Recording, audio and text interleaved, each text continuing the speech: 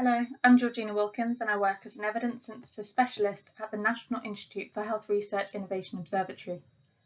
I'm here to talk to you today about our method for semi-automating the monitoring of innovative medicines, which has been developed by Fernando, Kieran, Oladapo and myself.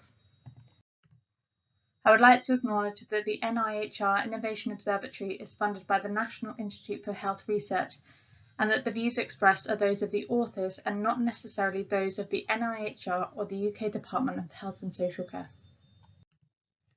I'll start by providing some background to the NIHR Innovation Observatory and our previous monitoring process. The NIHR Innovation Observatory is a horizon scanning centre based at Newcastle University in Newcastle upon Tyne.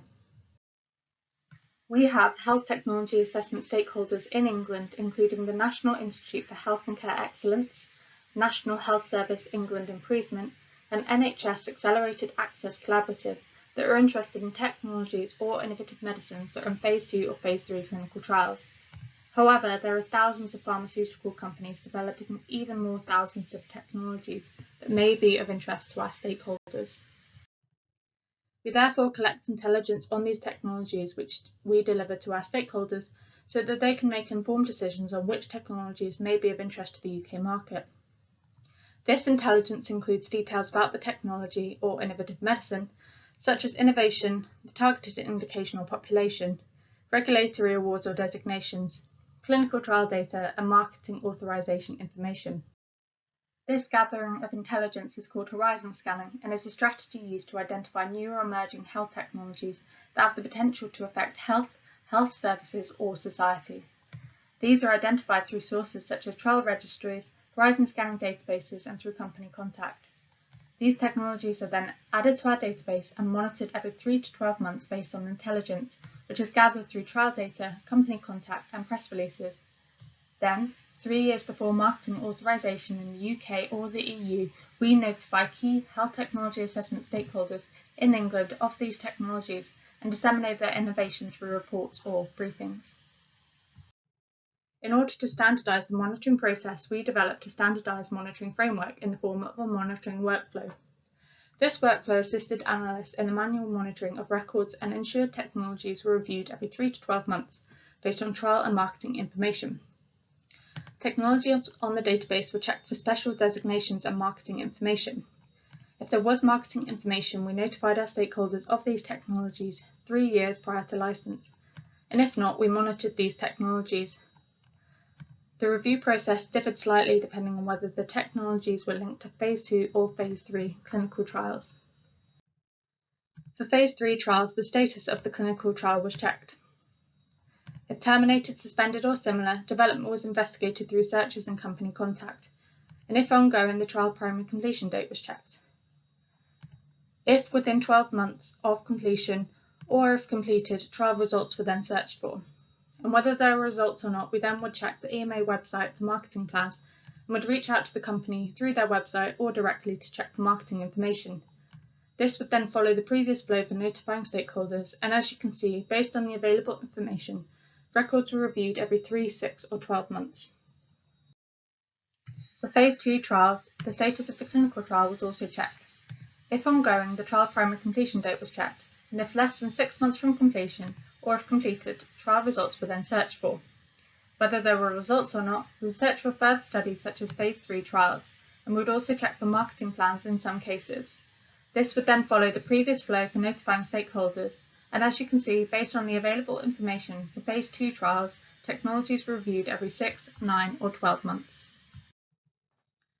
So the NIHR Innovation Observatory monitors over 7,000 technologies or innovative medicines that are in Phase 2 or Phase 3 clinical trials.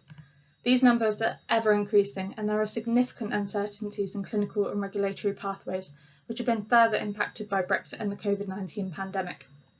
This makes manual monitoring a challenging and highly resource-intensive process. We developed 3 main aims based on the challenges facing the manual monitoring process. Firstly, to prioritise the technology records for innovative medicines based on marketing authorisation information and trial data. Secondly, to semi-automate the monitoring of technology records for innovative medicines on the NIHR Innovation Observatory database. and thirdly, to automatically update trial data on the technology records using Scan Medicine, which is a clinical trial search portal created by the NIHR Innovation Observatory. In order to overcome challenges in the monitoring process, we developed a new prioritization and scoring matrix based on 5 fields: technology awards or designations such as EMA or FDA Orphan, technology types such as advanced therapy medicinal products, trial phase from phase 1 to 3, trial primary completion date, so whether the trial was within 12 months of completion or if it was completed, and whether the trial had any results or not. Once scored, records are categorized into one of 3 groups. The green list contains records that have marketing authorization information including filing, licensing and/or launch dates, and these are manually reviewed. The amber list contains records with a score greater than or equal to 5, but do not have licensing data, and these are also manually reviewed. The red list contains record with a review score less than 5. If they score 4, they're reviewed automatically every 9 months, and if they score less than 4, they're automatically reviewed every 12 months. If the score for these technologies increases to 5 or over, or we obtain licensing information, they are moved to the appropriate list and then are manually monitored. So, to the results. Here is an example of a record on our database that's been assigned a score. This record was awarded 2 points for EMA PIM, 0 points for technology type, 3 for trial phase, 3 for primary completion date, and 0 for trial results, giving it a total score of 8. Of the 7,064 records, 10% had marketing information such as filing or licensing dates and met the criteria for the green list. Approximately 30% had no marketing information but had a score greater than or equal to 5 and were therefore put on the amber list and manually monitored. The remaining 60% met the score for automatic review and were put on the red list.